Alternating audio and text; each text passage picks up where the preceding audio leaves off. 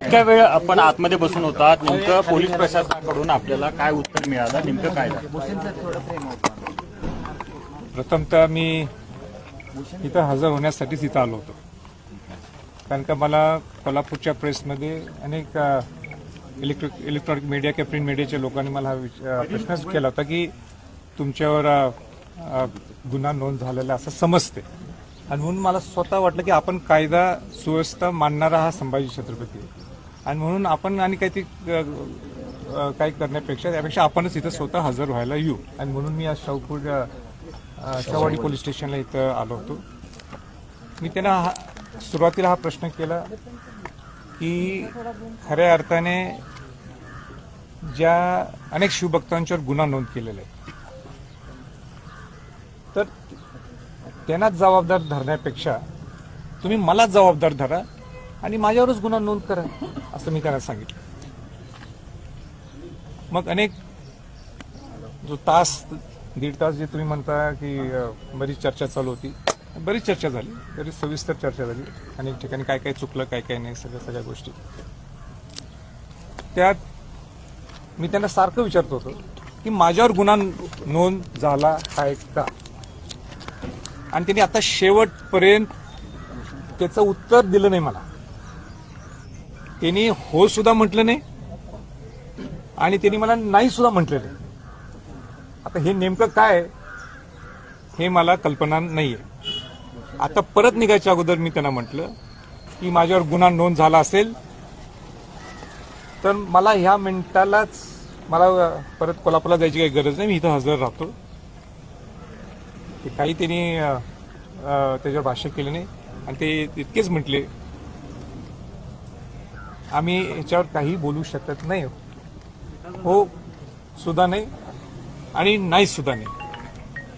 ही शेवटची जी चर्चा झाली, आणि या चर्चेच्या झाल्यानंतर दाखल आहे की नाही हे अजून स्पष्ट केलं नाही. मात्र अनेक शिवभक्तांवर गुन्हे दाखल झाले, त्या संदर्भात काय भूमिका आहे, त्या संदर्भात काही बोलणं झालं, आणि अनेक मुलांची धरपकड जी आहे त्याच्यामध्ये असणार आहे. मी त्यांना हेच सांगितलं की जे त्यांना तुम्ही जबाबदार ठरता तर त्याच्यापेक्षा पहिलं जबाबदार मला धरा, माझ्यावर गुन्हा नोंद करा. राजे हिंदी में बता दीजिए. शाहू महाराजांनी देखील या सगळ्यावरती ही सगळी प्रसिद्धी पत्रक काढलंय शाहू महाराजांनी, आणि हा जो काय प्रकार घडला त्याबद्दल नाराजी व्यक्त केली आहे, दुर्दैवी प्रकार आहे असं म्हटलेलं आहे, आणि उद्या ते विशाळगडावरच्या पायथ्याची भेट देखील. त्या पत्रकामध्ये मुख्यमंत्री आणि उपमुख्यमंत्री यांच्यासोबत बैठक लावायला पाहिजे होती असं सुद्धा उल्लेख आहे. त्याबाबतचं पत्र दिलं होतं, मात्र या सगळ्यावरती ताशेरे जे आहे ते प्रशासनाचं अपयश आहे असं म्हटलं. संभाजीराजे यांची भेट घडवून द्यायला पाहिजे होती, पण प्रशासनानं ती भेट घडवून दिली नाही, म्हणून हे सगळं घडलंय, आणि यासाठी प्रशासनाला जबाबदार धर. छत्रपती शाहू महाराजांनी दोन भूमिका घेतल्या. एक भूमिका ते खासदार म्हणून सुद्धा घेत होते, खासदार म्हणून घेत होते, आणि एक भूमिका वडील म्हणून घेत होते.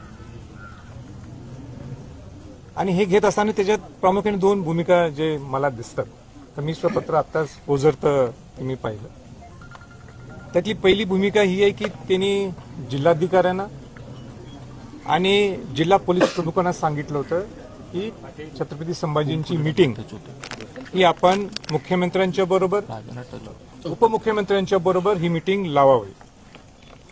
हे बरोबर आहे, हे काही चुकीचं नाही, कारण का त्या चर्चेत मी सुद्धा होतो, फोनवर आमची चर्चा झाली. मगाशी मी प्रेस कॉन्फरन्समध्ये सुद्धा म्हटलं की प्रोटोकॉलनी थोड्या गोष्टी मला बोलता येत नाहीत, त्यांच्याकडून आलाय म्हणून मी आता स्पष्टीकरण द्यायला मला काही हरकत नाही. छत्रपती शाहू महाराजांनी मला सांगितलं होतं की आपण कोल्हापूरला मीटिंग घेऊ, जिल्हाधिकाऱ्यांच्या बरोबर, जिल्हा पोलीस प्रमुखांच्या बरोबर, आणि स्वतः ते खासदार म्हणून. तर मी त्यांना विनंती केली आणि त्यांना सांगितलं की हा विषय इथं सुटू शकत नाही, कारण का जिल्हाधिकाऱ्यांनी जे काही मांडायचं त्यांनी माझ्या पुढे मांडलेलं आहे, आणि हा प्रश्न इथं सुटणार नाही. हा प्रश्न सुटायचा असेल तर हायेस्ट लेवलला, वरिष्ठांच्या लेवलवर हा प्रश्न सुटू शकतो. मग त्यांनीच मला विचारलं की मुख्यमंत्र्यांच्या समोर चालेल का सोडवायला. तर मी त्यांना म्हटलं की मुख्यमंत्री नुसते चालणार नाहीत, मुख्यमंत्र्यांच्या बरोबर उपमुख्यमंत्री, कारण का ते गृहमंत्री आहेत, ते सुद्धा तिथं पाहिजे.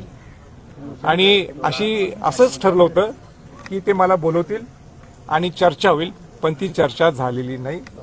हे स्पष्टपणाने मला आपल्याला सांगायचंय. मला चर्चेला बोलवलं गेलं नाही आणि म्हणून ती मुंबईत ती मिटिंग झाली नाही. हे छत्रपती शाहू महाराजांनी जे ताशेरे उडवले आहेत एकदम बरोबर आहेत, 1% सुद्धा चुकीचं काही नाही. दुसरा मुद्दा त्यांनी सांगितलं की छत्रपती संभाजीराजे हे आक्रमक होते आणि आक्रमक असताना जे काय तिथं घडलं त्याचं मी समर्थन करत नाही, किंबहुना मी निषेध करतो, असं सुद्धा काहीतरी म्हटलं असं मला वाटतं. तर मला आपल्याला सांगायचंय की ते माझे वडील आहेत, ते कोल्हापूरचे खासदार आहेत आणि ते महाराज आहेत आणि म्हणून महाराज हे सर्वांचे आहेत. ते माझे आहेत, कोल्हापूरचे आहेत आणि महाराष्ट्राचे आहेत आणि म्हणून महाराजांच्या नात्याने त्यांनी आपली भूमिका मांडली. ती भूमिका मी मनापासून ते स्वीकारतो. पण हे स्वीकारत असताना सुद्धा मला त्यांना विनंती करायची आहे. विनंती ही करायची आहे की माझी भूमिका काय होती खासदार म्हणून त्यांनी एकदा जिल्हाधिकाऱ्यांना आणि जिल्हा पोलीस प्रमुखांना विचारावे, मला आनंद वाटेल. दुसरा मुद्दा. आणि तिसरा मुद्दा, मी आक्रमक होतो आणि मला काहीच वाईट वाटत नाही. मी आक्रमक होतो, काहीच वाटत नाही. कारण का मी आक्रमक कशासाठी होतो? माझ्या स्वार्थासाठी मी आक्रमक होतो. ह्या विशाळगडावर, विशाळगड किल्ला हा या विशाळगड किल्ल्याने शिवाजी महाराजांचं रक्षण केलं होतं. या विशाळगड किल्ल्याने शिवाजी महाराजांचं संरक्षण केलं होतं. या विशाळगड किल्ल्याने स्वराज्याचं रक्षण केलं होतं. या विशाळगड किल्ल्यावर शिवाजी महाराज, छत्रपती संभाजी महाराज, छत्रपती राजाराम महाराज, ताराबाई राणीसाहेब यांचं वास्तव्य होतं. याच विशाळगड किल्ल्यावर शिवाजी महाराजांचे नातू, ताराराणींचे पुत्र, करवीर संस्थापिकांचे पुत्र शिवाजीराजे पहिले करवीरचे, त्यांचा राज्याभिषेक सोहळा तिथं झाला होता. अनेक राजधानीमध्ये विशाळगड ही एक राजधानी होती आणि या विशाळगडसाठी मी जर आक्रमकपणा घेतला असेल तर मला गर्व आहे. भाजपचे आमदार नितेश राणे यांना जातीय एखादा फोन, युरोप किंवा बोलणं काही झालंय का? नाही का, एकदम तुम्हाला एकदम तेच का वाटतं? काल कोल्हापुरात येऊन गेले. नाही, आता तो विषय, आता ते फोन बिन आज दिवसभरात आज कोल्हापुरात मुस्लिम बोर्डिंग कडून दुसरं एक राहिलं. ते मगाशी बोलता तुमचा देतो, पूर्ण वेळ देतो. मगाशी राहिलं की तुम्ही तो गुन्हा नोंद झालाय की नाही, काय गुन्हा नोंद झालाय असं तुम्ही विचारता. मी त्याला उत्तर दिलं की मला माहित नाही, कारण का त्या पोलीस असिस्टंट एसपीने सांगितलं की आम्ही ह्याच्यावर काय बोलू शकत नाही म्हणण्याविषयी ते काही बोलले नाही त्याच्यावर. मला असं वाटतंय बहुतेक करून पालकमंत्र्यांच्या आदेशासाठी काही थांबलेत का? पालकमंत्र्यांनी काही ती त्यांना म्हणजे पालकमंत्री सांगितलं अरे लावा गुन्हा, त्यांना करा अटक.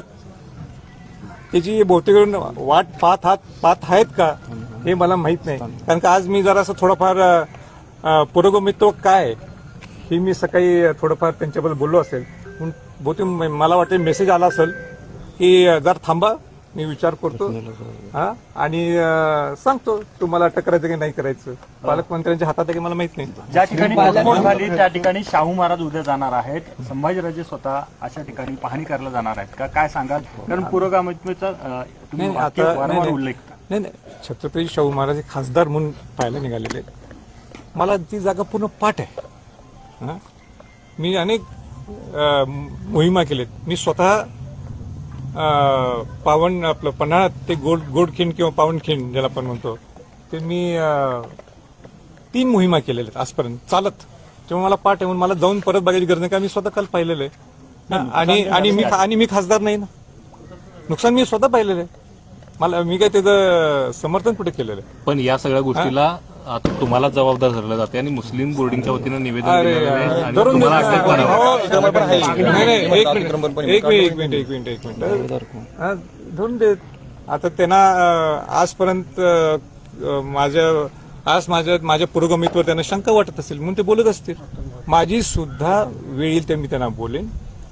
मग तो आतंकवादी जो तिथं राहिला, हा, काय नाव त्याचं, यासिन भटकर, तो राहिला, त्याच्यावर ही काय बोलत नाही तो कसा राहिला तिथं, कोणाच्याकडे राहिला, ह्याच्यावर चर्चा नाही. माझ्या पुरोगमित्वर हे मग मी एवढं स्पष्ट बोलतो की तिथं दोन्ही लोकांचं तिथं अतिक्रमण आहे. त्यावेळी त्यांना पुरोगमित्व दिसलं नाही माझं. हा, तो स्थानिक आमदार 1.5 वर्ष हे थांबवले मुद्दाम, त्याच्या म्हणजे प्रेशर टाकून तो थांबवतो. त्याच्याबद्दल त्यांना दिसलं नाही, मीच दिसतो. माझी त्यांना विनंती आहे, मुस्लिम बोर्डिंगचं आणि काय छत्रपती घराण्याचं नातं हे मला माहिती आहे. राजे छत्रपती शाहू महाराजांनी बाकीच्या कुठल्या बोर्डिंगचे अध्यक्षपद ठेवलं नाही, त्यांनी मुस्लिम बोर्डिंगचं अध्यक्षपद ठेवलं. आज छत्रपती शाहू महाराज सुद्धा त्याचे अध्यक्ष आहेत. म्हणून तो गणी हजेरीकर बोलतो, हा, म्हणून मी ऐकावं असं नाही ना. अनेक मुस्लिम समाजाच्या लोकांचे मला फोन आले काल. माझ्या अंदाजे 50-100 मुस्लिम समाजाचे लोक माझ्यावर कालच्या मोहीमला आलेले. एक तर तो भवानी मंडपात राहणारा फुलवाला एक कोणतरी आहे तिथं, वासिम मोमीन, तो माझ्यावर आलेला आहे. म्हणून त्यांना सुद्धा माझी विनंती आहे, कुठेतरी वेगळं रंग लावू नका दोन धर्मात. शिवाय जबाबदार काय निघणार आहात विशाळगडावर अतिक्रमण काढायचं काम सुरू झालं अशी माहिती मिळते. नाही, मला सुद्धा अतिक्रमण काढण्याची माहिती मिळाली. त्यांनी सुद्धा मला सांगितलं, असिस्टंट एसपीने सांगितलं मला की तिथं काल मुख्यमंत्र्यांनी आणि जिल्हाधिकाऱ्यांनी जो शब्द दिल्याप्रमाणे, आश्वासन दिल्याप्रमाणे अतिक्रमण विशाळगड किल्ल्यावर सुरुवात झालेली आहे. राजे, खरं तर अनेक शिवभक्तांच्यावरती गुन्हे दाखल झाले आहेत. या शिवभक्तांच्या पाठीशी आता तुम्ही कशा पद्धतीने उभा राहणार? आणि हा दुसरा विषय महत्वाचा, जे जातीय रंग देण्यात यायला लागलेलं आहे, तर पहिल्यांदा जर कोणाचं अतिक्रमण जर तिथनं निघालं असेल तर ते प्रकाश पाटील आहेत, वेल्लाळ आहे. म्हणजे हे काय ठरवून केलेलं नाहीये, पण जे पहिले 2 अतिक्रमण निघालेत किंवा काढण्यात आलेले आहेत हे या हिंदू समाजातले लोक आहेत. म्हणजे ते हिंदू मुस्लिम जे लावा लागलेले आहेत किंवा अनेक लोक त्याला अटॅच करतात, हा तो विषय नाही. माझा तो प्रामाणिक हेतूच होता की विशाळगडमधली ज्यांचं अतिक्रमण आहे, ज्यांचं नोंद आहे सरकारमध्ये, ते अतिक्रमण सगळ्यांचं निघालं पाहिजे तिथं.